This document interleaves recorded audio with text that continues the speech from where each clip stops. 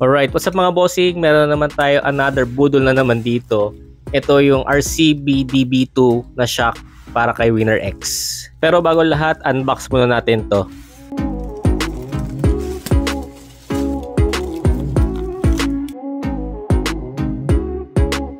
Alright, check natin yung mga kasama nito RCB shock na DB2. Manual, sleeve, tapos ito pang adjust to ng spring preload. Tapos ito rin yung maghawak ng extra tank niya. Tapos bracket. Alright, installation time na tayo mga boss, para may lagay na natin yung monoshock dyan na RCB. Naka-ready na dyan eh. Pero marami-rami pa tayong mabakasin dito. Pero unahin natin itong fairings na to sa may bandang taas. Ito kabilaan. Pag nabaklas natin, try natin tingnan dyan. Baka mamaya pwede lang sikwatin. Kaya baklasin na natin dito.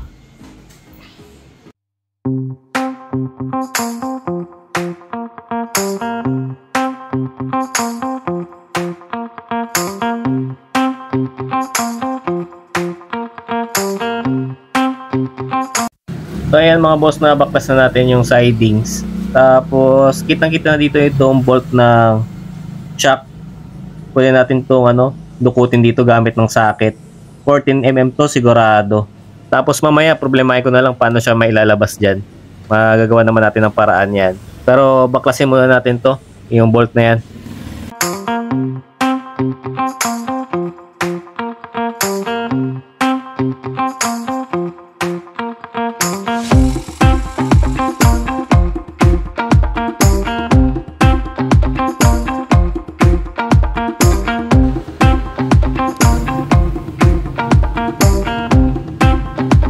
Comparison natin itong stock shock tsaka nitong RCB, halos same naman sila ng thickness nitong spring. Pero parang mas marami lang spiral nitong RCB kaysa dito sa stock. Ang size pala nitong RCB na to is 229mm, kaya parang stock height din dito para sa Winner X. Kaya i-mount na natin to dito sa dito sa motor. Diyan. Siguro iuna natin itong external tank.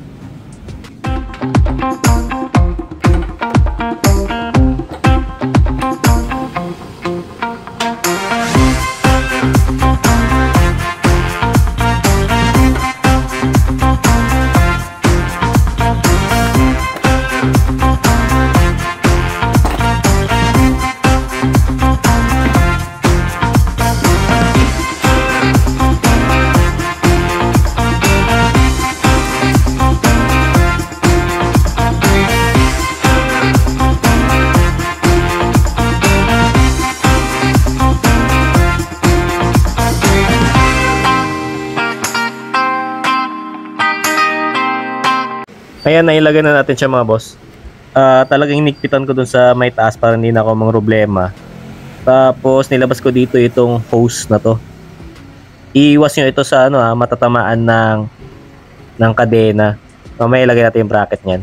Dito sa bracket ng RCB DB2, kasi hindi siya pang Winner X talaga, pang RS150 siya. Meron lang tayong konting conversion dito. Yung isang bolt lang yung nakapasok dyan. Tapos nakaipit na yung pangalawa. Teka, silipin natin. Yan kung mapapansin ninyo, nakaipit na lang yung pangalawa. Balik na natin yung fairings nito para makompleto na.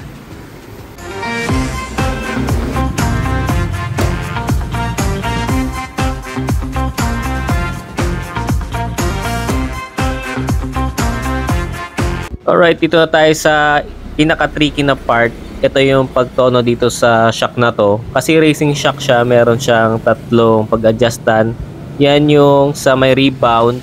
Tapos ito naman yung sa compression. Ito yung para sa shock, kung gaano kabilis mag-absorb ng impact. Itong compression, meron pala siyang 27 clicks na bilang ko na. Yung spring preload nito dito sa loob, ginawa ko na lang siya na default, parang para hindi lang maikot, parang stock na lang.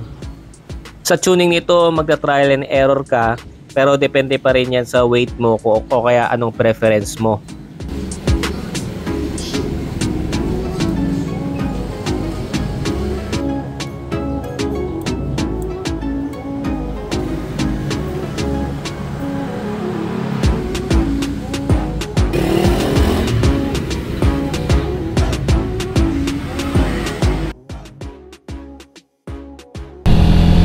Alright, test ride review ni RCP DB2 na shock.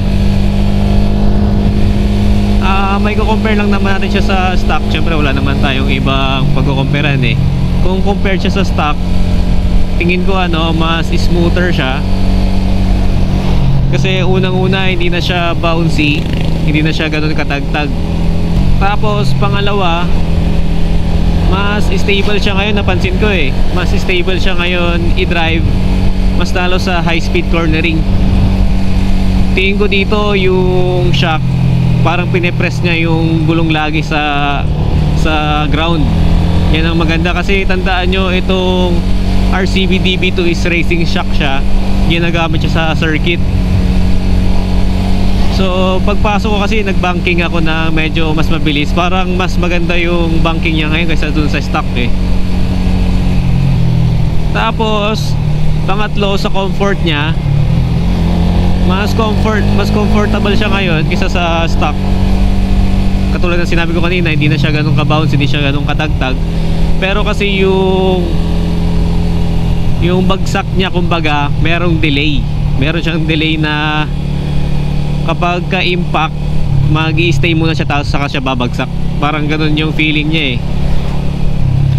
Which is good para hindi ganun ka sakit or mabugbog yung katawan, mas lalo pag long ride. Pagkatapos sa presyo niya, yung price tag pala nito nabili ko siya ng 11,000. Pero to be exact, 10,900 ko siya nabili. Sa Shopee ko siya nabili. Pero pang Honda RS 150 siya. Pero sumakto rin naman dito siya sa sa Honda Winner X kasi 229mm din naman siya. Kung maka-discount kayo ng halos 1K dun sa Shopee voucher, malaking discount na yun. Makuha nyo ng 9K, ganyan. Malaking discount na yun. Naging advantage ng pag-upgrade ng gantong shock is adjustable kasi siya. Yes, adjustable siya. Meron siyang tatlong adjusters eh. Meron siyang spring preload, tapos rebound, tapos yung compression. Yung compression kasi para sa shock na yun eh. Basta yung tatlong yun. Ang mahirap lang dyan is mag-tune. Depende rin naman kasi yan sa weight. At saka kung may back ride ka, talaga mag-adjust ka ng tuning or magtotono ka talaga. Pero once makuha mo na kasi sa pag-tune naman, pangit din naman yung sobrang lambot o kaya sobrang tigas. Dapat tama lang na firm, mas lalo sa daan ninyo kasi depende rin pala yan sa sa road conditions ninyo. Take note nyo lang to mga boss, since racing shock siya, tandaan nyo na lang kasi kapag sobrang tigas yung tuning nyo, talagang matigas yan. Eh yung super tigas is para sa circuit yan. So ito pala mga boss, hindi ko muna siya tinest ride na review ng kakalagay lang. Bali ang ginawa ko dito tinest ride ko siya ng buong araw, tapos meron pang OBR or may back ride. Kaya kasi mahirap din mag-review ng hindi mo ginamit ng buong araw. Bouncy yung daan, sira-sira yung daan kumbaga.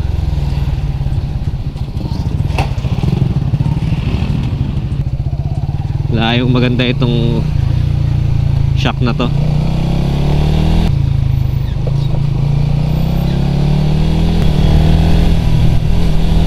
Sa cornering mas maganda siya. Ito pansin ko mas maganda siya sa cornering.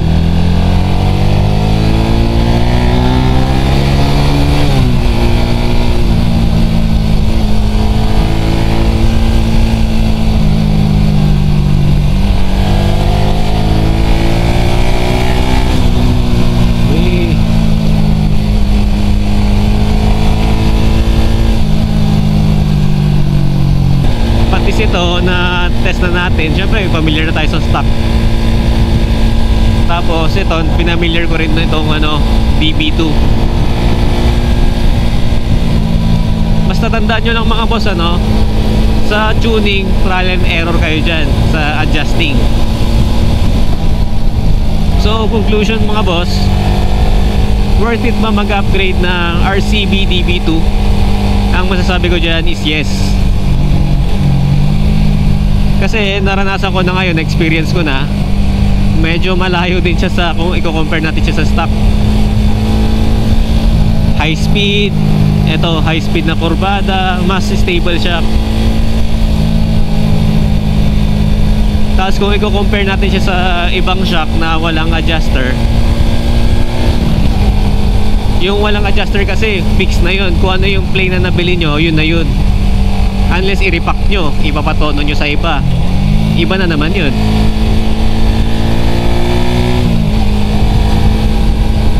At least ito, one time na bili ka na, may adjuster ka pa according dun sa gusto mo.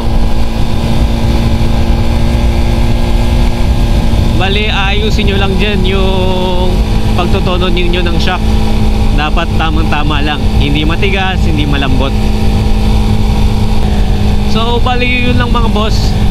Kung dito pa kayo, salamat sa panonood. Like and subscribe na lang kayo kasi marami pa tayong gagawin na updates dito sa Honda Winner X tsaka sa mga iba pang motor. Bali yun lang. See you.